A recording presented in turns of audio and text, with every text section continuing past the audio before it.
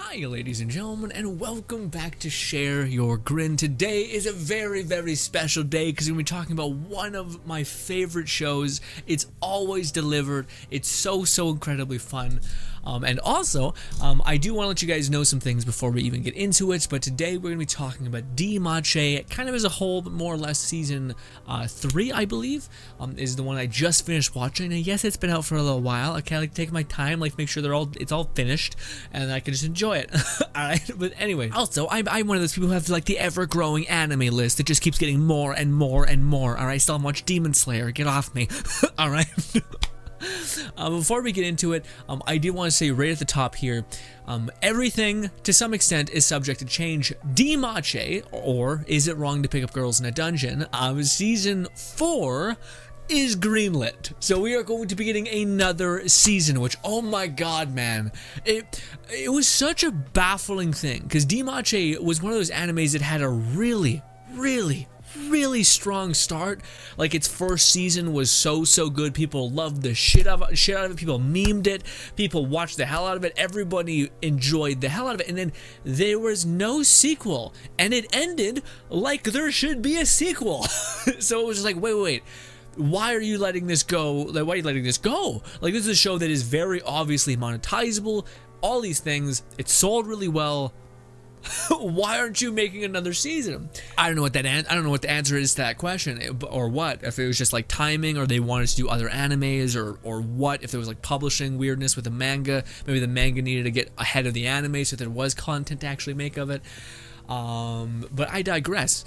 There is going to be a season 4, so the season that we just seen, which is Belle, basically, I don't want to spoil it stuff too much yet. We'll get into spoilers, but some Manator stuff happened, and yeah, if you've just seen that and you finished it and you're going to look and see if there's another season 3 and my silly video came up, then hi. I very much like the show, and hopefully you can talk to me about it today.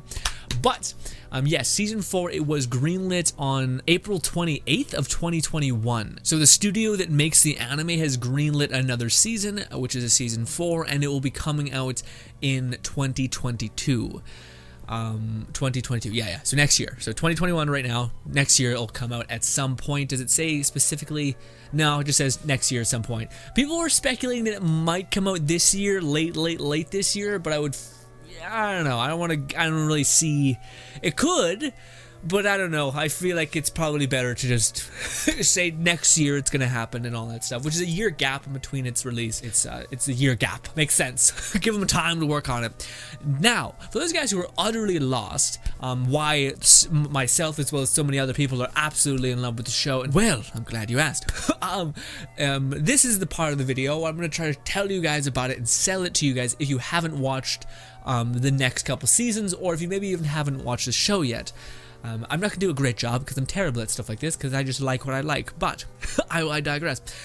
DanMachi, or Is It Wrong to Pick Up Girls in a Dungeon, is, I always refer to it as DanMachi, which I believe is its actual Japanese name, and not Is It Wrong to Pick Up Girls in a Dungeon, which is its fucking sentence of a name, but also it's kind of a really big misdirect of the show. When I tell you its English name, Is It Wrong to Pick Up Girls in a Dungeon, it probably immediately applies itself as some sort of weird, itchy, harem-y kind of show, and it's not that at all.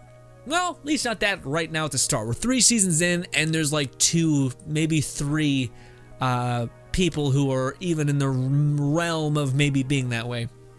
And also, Belle is the main character of DanMachi. He is the antithesis of not, like, he's both not like super oblivious, because there are moments in the series where he clearly does understand what the hell's happening to some extent, and they tell him what the hell's happening, especially with Hestia and whatnot.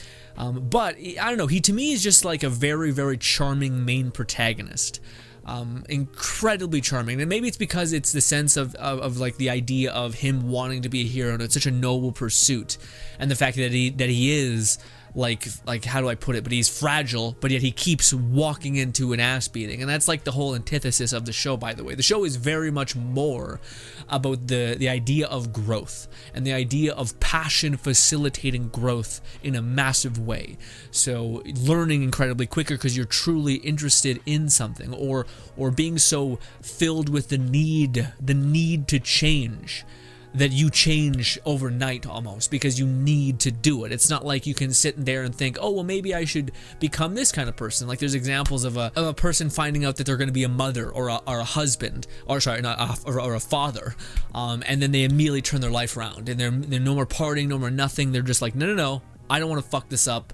And then they just completely change, kind of more or less overnight. Yes, it's over a course of time, but needless to say, great growth can happen in a very small amount of time, or in Belle's case, a very passion-filled, long amount of time, which is also really, really good. And I feel like DanMachi does a really good balance of there are certain shows that really take like time in growth, but it kind of gets a little boring, and you have to have all these other pieces in play perfectly aligned in order for it to not become boring.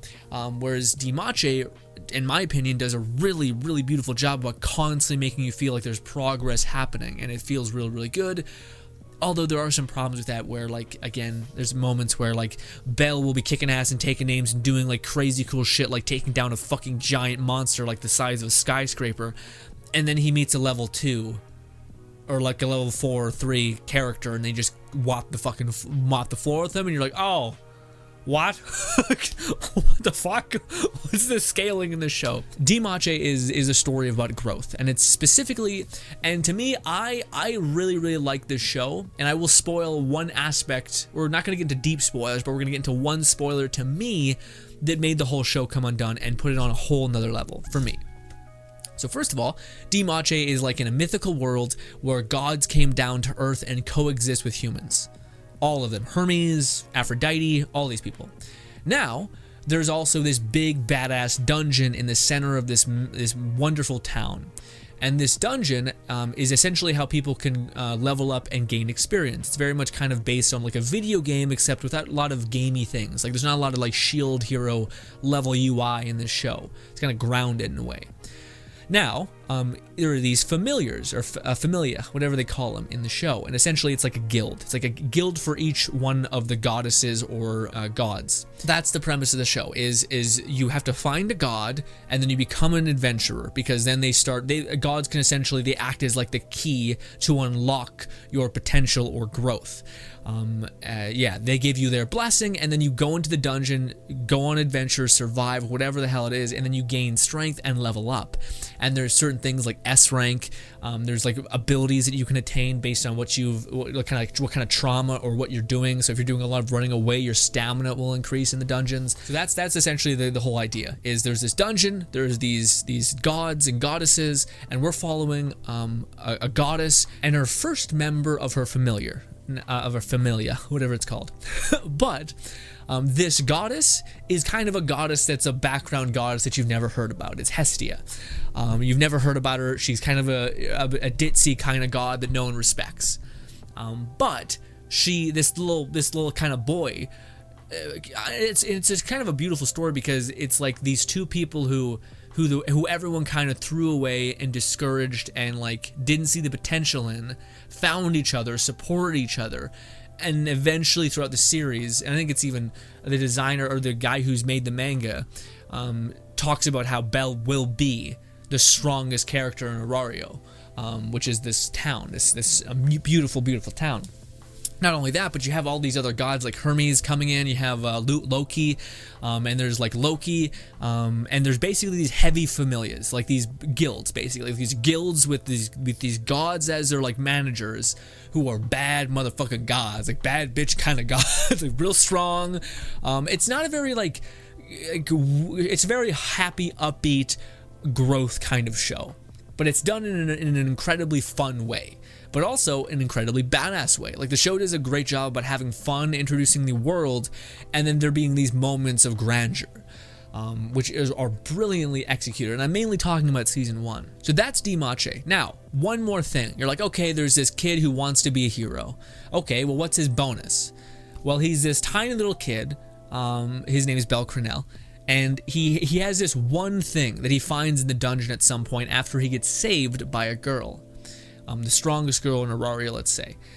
Anyways, after he gets saved, he gets this special. This is all in part 1, so I'm not spoiling too much for you guys. Oh, I don't remember what the skill name is, but essentially it's a really, really, really rare skill, and this skill is basically heightened growth.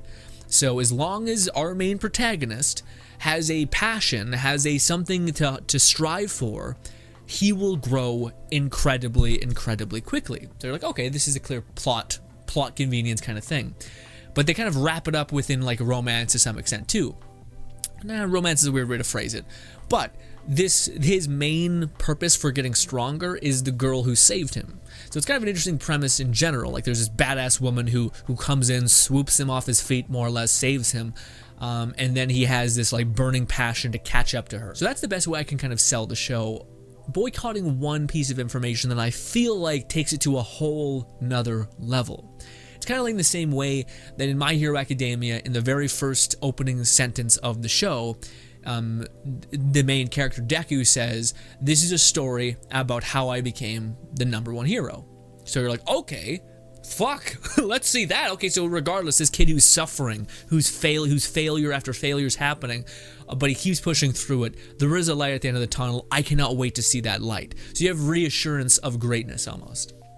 And I've really liked that a sentiment. So here's a little bit, it's kind of a spoiler, it's kind of not. But anyways, this is to me what would sell you even more on the show. So there's this kid with white hair, and he's just a tiny little bunny looking kid, but he keeps trying, and you can just see throughout the whole show that he keeps getting better and better and better. And then throughout the show, there's a couple goofs, but it's actually important. And one of the ones is that his grandpa was like a renowned pervert almost. Which it's not like his grandpa was like, "Belle, you gotta swoop a woman off her feet, and you gotta like, you give her a kiss when she's unconscious," which is it's a little weird. Okay, anyways, moving on. Anyways, it's a little much. I'll be honest. That part was a little like, why? Why was this even existing? Anyways, it makes a lot more sense when I'm about to tell you what I tell you. But Belle's grandpa disappeared, and that's kind of sent Belle on his quest to become an adventurer and find Hestia and to pop off in this way. But there's all these flashbacks about Belle's grandpa basically showing him like stories about how to be a hero and the importance of what heroes are, and like making Belle fall in love with the idea of what a hero truly is.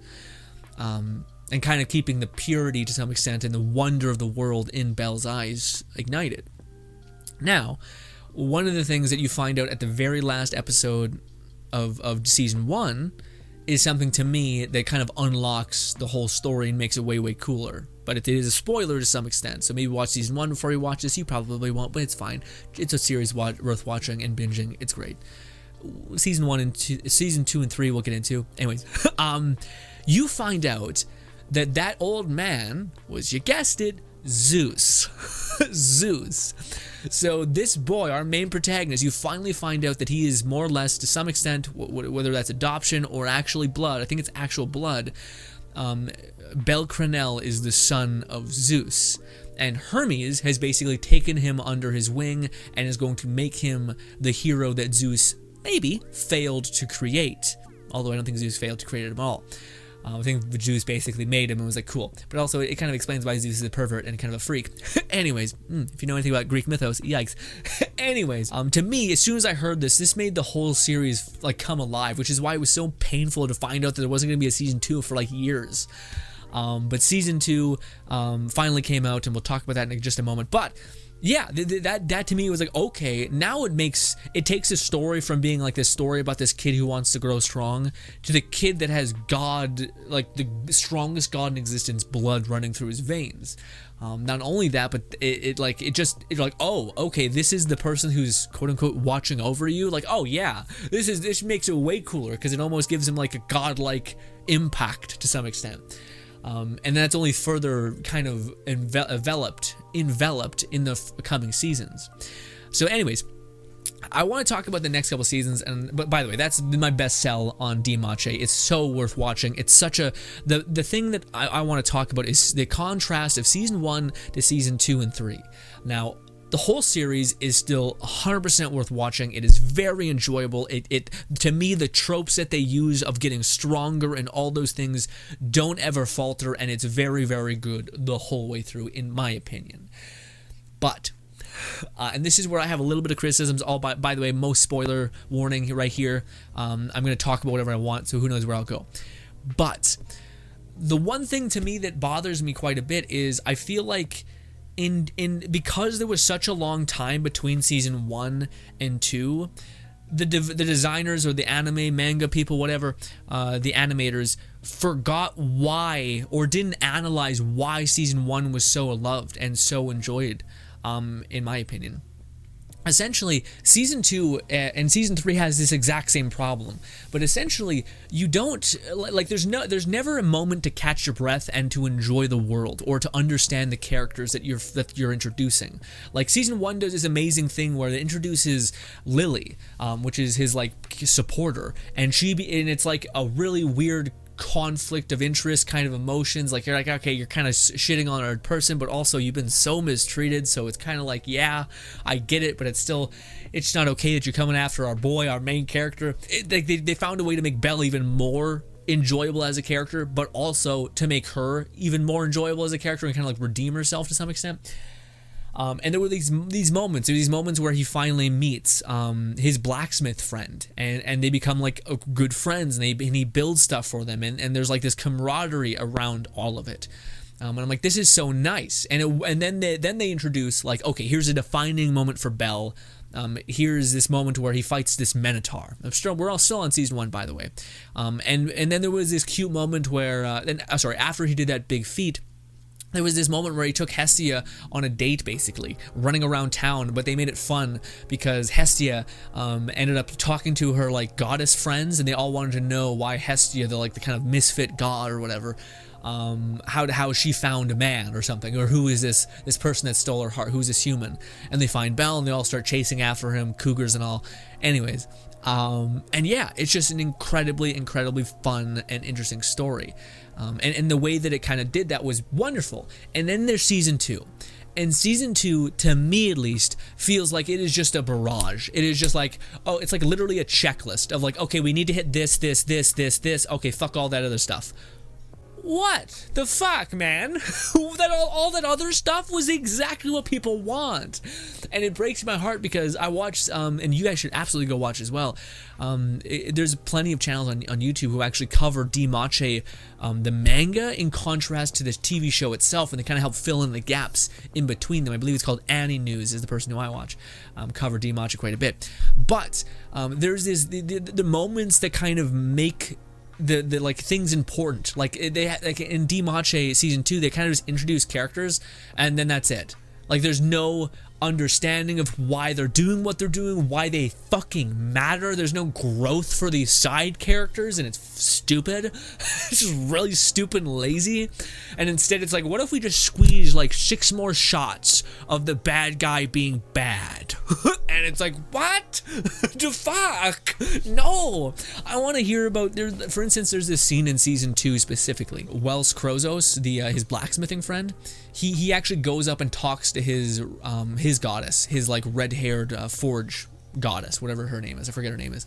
But anyway, she has this eye patch on, and there's like this weird like romance between him and her, which I know you never knew about. What the fuck's that about, right? Isn't that cool that he like there's this, and actually it's like a two-way love. There's this moment where his goddess clearly wears an eye patch, and she says she's disgusting, she's disfigured. You would never like love me. You would never, after you see my horrific appearance, you would run away and you wouldn't say you love me like you just did, or whatever it was, because it was this moment where he says he's perfectly happy with everything that she is, and she's like, no, I'm hideous. So then he goes and reaches and takes off her eye patch and says, is that it? Like, that's the thing that you think I would hate you for? This is weak bullshit. You're great, you're wonderful. Puts the eye patch on and he walks out or something like that, something to that effect. I probably butchered the scene, but it's something to that effect. And then she blushes, almost like, holy shit, this person actually seen who I was, didn't run away, wasn't grossed out, and then reaffirmed that, okay, I'm gonna make something that's amazing, so amazing that you can't help but believe that I do love you, even though I just seen your imperfection and I still did. That's a scene that is charming, wonderful, paints Wells Krozo in a beautiful light. All these things. There's also a scene where Wells Krozo has this like back and forth with his family, his like sword making uncles and father, and it shows that it's just moments like that the designers were just like, Fuck it. No. How about none of that? How about instead it's just a bunch of scenes of the one plot thread just getting smashed to shit, and you're like, man, I get it. It's cool. Like I understand the whole. I don't know. I feel like it could have been done in a better way in that regard, because season 1 did it in that regard. Season 1 had the contention of this Manator, having the shame that Belle felt from being weak, and then having the culmination of Belle fighting the Manator, and this all happened in like 3 episodes, which had like other spacer episodes in between that made it make sense and made the growth actually seem like it was growth and not just back to back to back to back of the single plot line that kind of gets a little lost because there's no reason why these people are helping him so much. There's no growth and how are you as strong as him in this way, and it just seems a little messy. Whereas I know season 1 never had that problem. Season 1 had the impeccable nature of it just kind of hitting all of these points and taking its time with the material and really trying to enjoy the experience, where I feel like season 2 and season 3, and I'm hoping season 4 doesn't do this, but I want them to stop just trying to get through the things. I want them to take the time to talk about the filler content, because everyone who watched season 1 was not like, you know what I hated was the cute moment with Belle and Hestia going on a date and getting chased by like freak goddesses. People loved that shit. People meme the fuck out of that shit. Yeah, you know, and then in season 2, it's all about like this brothel situation. It's just like, again, every episode, there's just so much happening, and it's just like, guess what? He's running. Guess what? There's prostitution. Guess what? And there's no like softness and funness in understanding the world. It's just like, here again, it literally feels like here's a bunch of shit that we need to hit. Let's hit all of it. Okay, we need to introduce that there's prostitution ring. We need to introduce that there's this new familiar who's a part of the prostitution ring. We need to introduce that there's this wolf girl. Okay, now guess what? This is kind of our left field, but guess what? This wolf is gonna die and become a power source for everybody. Okay, that's happening now, and now Belle needs to save everybody. Okay, now Belle's saving everybody. Wait, now he fails. Wait, now she's on his side. And it's just like this fucking sea of just checklists happening, and it's just like, what happened to the fun? What happened to the like? And again, I could tell you, season 1 has the same attributes of those, but they break up that with actual sense, and they connect and weave everything together to actually make it feel digestible and not, in some extent, forced. Season 3, I will say, is a little bit better, but it kind of still has the same issue where like I wish they took some time to thread things together. Maybe, and I don't know, I was about to say maybe this is a problem with the manga. No. I remember, again, I watched those videos that break down in comparison to the anime manga to the to like the filler stuff, and yeah, and the only reason why I say that is because like season 1 exists. Season 1 to me handles the problems I just mentioned in perfectly. Like it handles, okay, well maybe we can shave some stuff off of the general plot line and keep the stuff that actually has weight and value, rather than showing like, I don't know, in season 3 there was a lot of moments of like, I get that the supporter doesn't like that Belle's helping this one lady, because there's clearly like a conflict of interest. It's gonna reverb and hit the whole guild and stuff like that. Well, first of all, in season 1 there should be some, or sorry, in season 2 we're pretty established that Belle's just gonna follow his heart no matter what. So it's just kind of silly that like what Lily's like, fucking no, and yeah, I don't know. So to me, there's plenty of moments where I think you could have cut it down, condense some shit, and then put in some sort of fun little tiny arc with Wells. Also, there was a big arc with like Lily, which I feel like you could have condensed down, and instead it kind of was like masochistic in a way, where it just kept showing Lily get like horribly mistreated. And I don't know, moments like that where I was just like, I don't know, I feel like season 1 did those things really well. But I talked to you guys on stream about this, and some of you guys agreed with me, where I just felt like season 2 and 3 felt kind of rushed, and kind of felt like they didn't learn of it, like it didn't take what made season 1 so enjoyable and take it into season 2. Now, with that being said, again, season 2 and 3 are still very, very enjoyable, very good to watch, good period, all that stuff. But I do feel like, again, they lost all the lessons that they learned from season 1, where there were these fun moments that really helped you understand the world, understand the characters, and why you give a flying fuck about any of them.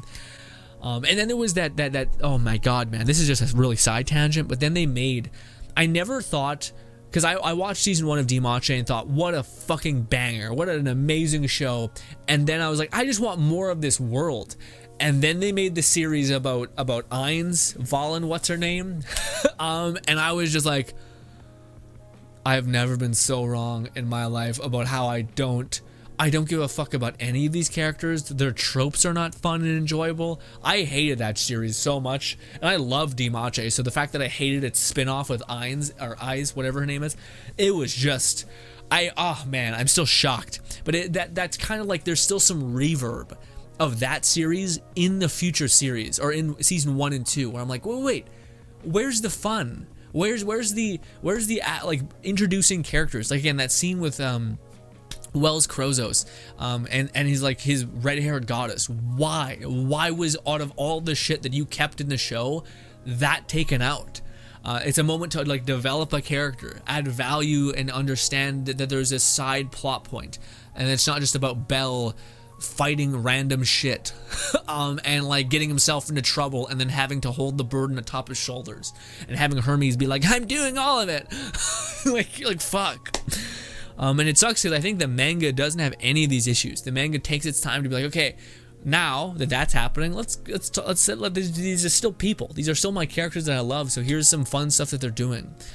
And there were some moments like that in season 2 where like there's this moment where Belle's in the sauna or baths and he's talking to Wells Krozos. And he's just like riffing about how everyone's lovely and sweet, and you're like, oh, that's like that kind of moment, except more than just a 5-second spin-off, like Belle just gushing about his friends, is kind of what everyone I think wants to some extent. Now, with that being said, though, if I'm way off and you're like, no, Grin, season 1 was boring as fuck, I love the pace of season 2 and 3, I have not heard anybody say that. For what it's worth, I have heard people say season 2 and 3 is good, which I agree with, it's good. But I will say that I think that's something that people feel a great deal, is the feeling of like, man, they really feel like they're rushing through content. And season 1 was so good because they felt like they weren't. They were just enjoying the ride. And also, the amount of times I talk to people about this show, and they're like, yeah, it's season 4, right? I'm like, no. Season 1 that you're thinking is 2 seasons is 12 episodes. They just cover ground perfectly. They cover ground so well. And like in every scene it feels like you're progressing, and it just feels so good. And also in the same sense, it feels like you're taking your time and being able to understand characters and their motivations. Season 2 and 3 feel like they're like, what do you call it, 6 episodes, because they're just going, they're just gunning it, and they're all still 24 episodes, so it doesn't make any sense why they've unlocked time traveling. I digress. So one thing I want to end on, guys, is again, season 2 and 3 are still very, very good. I just finished watching season 3. I thought it was very, very fun. I will say I want Belle to get stronger. He's in this weird place where he, and I think that's what we're going to get immediately, because that's kind of the whole antithesis of season 3, by the way, which I sure would talk more about, because that's kind of the whole point of the video. I also wanted to get out my grievances of season 2 and 3. They're like kind of underlying problem, but season 3, it seems like the underlying thread is just like a Belle Crenell getting like a brick wall of reality thrown at him, which is like what it truly means to be a hero, and also you're not good enough. And it's that moment to me that, like, one of my favorite things I wish was developed more in stories, but it's not really, which is why I love seeing it in DanMachi. But it's this sense of, you want to be a hero? Cool. There's a cost to wanting to be someone who can be heroic or save somebody. For instance, if there's a burning building and you run into that burning building as a civilian who has no understanding of how the fuck any of that should work, you are just going to die from fucking poisoning, or you're gonna get lost in the fire. There's like a 1% chance that you're gonna go in there, find a body, pull him out of the fire, and be okay. No. You know what an actual hero would do? Dedicate years and years to developing strength, to developing the understanding of how to do things in this situation when a house does come on fire.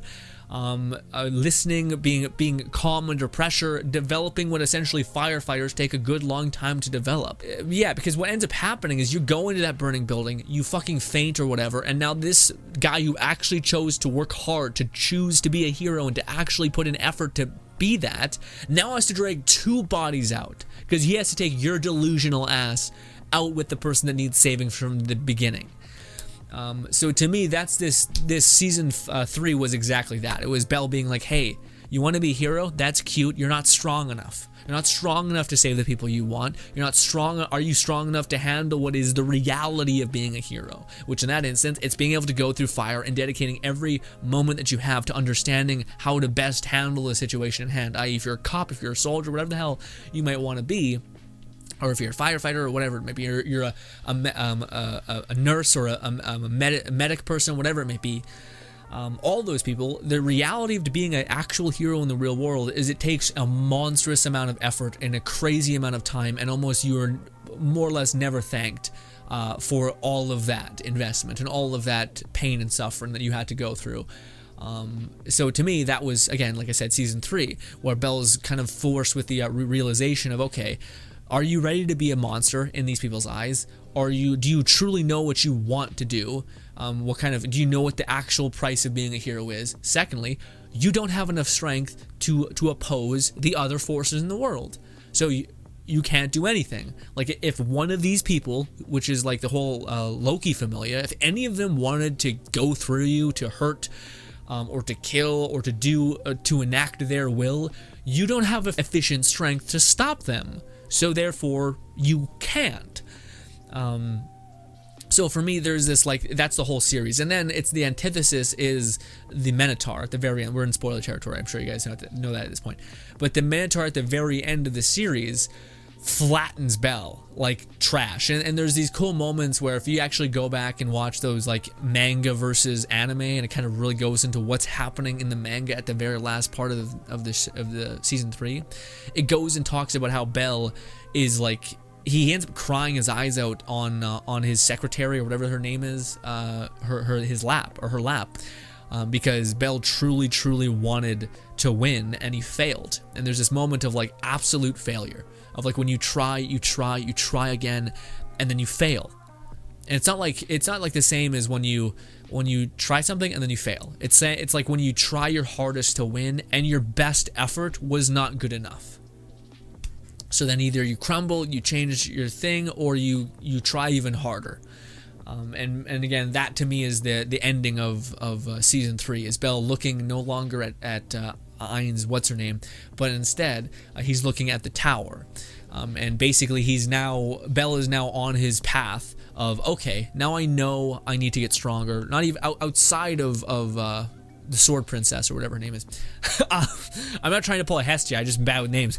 But yeah, he's no longer looking at her, he's looking at the tower and actually getting strong, because now he doesn't just have her to chase after, he has the what do you call it, the monster, adorable, lovely character, the monster girl, as well as the monster people who are good, kind-hearted people in the tower as well as one of you guys were telling me that there's this cool thing where he dons the mask of the hypocrite or something like that. It's like the vigilante hero kind of thing. Like, there's aspects of that I think Belle he starts to understand and realize, okay, well, if I need to be a hero to both sides, and sometimes the sides are just like lunatics. So I need to kind of I need to play more strategically about how I help people and get the best outcome for everybody, essentially. I really like that, and that makes me even more excited, and that was why I was so relieved when I found out that there was going to be a season 4. Is because it does end on this moment of, like, okay, now that Belle got humbled, and, like, super humbled, please do not end it on this. Please do not end it on him getting his ass kicked and in the dirt. Please show me Belle getting strong as hell. I want to see Belle climb the tower by himself. I want to see him just chew through everything. I want him to get obsessed, like he did when he went into the tower and he got super bloody. And that I want that, except for like 3 weeks, and him just grinding, and then coming out of the tower covered in blood and like 3 levels higher than everybody else. That's what I want. Well, I get probably not. I'm probably gonna see him get his ass kicked, I think. Probably. Some of you guys were saying, though, who are pretty read when it comes to the manga, is that apparently Belle, there's like a juggernaut. I don't know if it's a power or if it's an enemy. Regardless, apparently it's awesome. And anyone who reads the manga, apparently we got to look forward to that probably in season 4, is the juggernaut. Whatever the fuck that is. I don't know. I've heard people keep saying it. I don't know what it means. But I digress. Ladies and gentlemen, this has me gushing about DanMachi for a great deal of time. Again, I feel like I made a ranted too hard about the thing, because I do love season 2 and 3. I just feel like it to me it felt like, God, really? Come on, man, you took away the one thing that I felt like DanMachi did better than anybody, which was the filler, which was the like, here, I'm going to introduce characters to you that I'm going to genuinely make you care about, and at the same time as building up this side plot, I'm going to showcase this magical, beautiful world to you. And in the later seasons, very much feel like they took away like these moments of these side characters, which are equally as important, and they kind of just they added like checklists of like, okay, we need to get him here, here, here. We need to introduce that there's brothels and there's all these things, but without having much of a reason. It feels like to. Yeah, I mean, there's some things there, I guess. I want more of like, we haven't heard from Hestia in a good bit. We haven't heard from the supporter. We haven't heard from the blacksmith. We haven't heard from a lot of people in a while. It's just been Belle and Hermes basically just fucking plucking strings, and it's like, well, that's cute, but like, I want the soul of the series to stay alive, which is the world creation and Belle getting stronger and these characters getting developed. But I digress. I'm super, super excited for season 4. Again, it's going to probably be coming 2021 if, and please heed my words, if we don't have another 2020 happen. I used to make a lot of these, and then 2020 happened, and I said, hey guys, by the way, there's a season 2 coming out of this show. It's coming out this year. It's coming out in a couple months, blah, blah, blah, and everything got pushed back or got canceled because 2020 was a nightmare. I digress. Woof. Bad. Also, if you happen to like me ramble, there's other videos that we're going to make, probably of covering other shows, which I very, very much enjoy. And again, I'll be talking your ear off about when DanMachi 4 comes out in a couple of years as well. So hopefully I can see you there. Also, let me know if you guys agree or disagree with what I'm saying. I could understand there could be a different perception of people who were like, I didn't like the filler. I just wanted to keep going. Although I have not heard that opinion that much, but please echo it to me if that's how you feel. Ladies and gentlemen, thank you so much for your time. Hope you guys enjoy the rest of your day, and goodbye.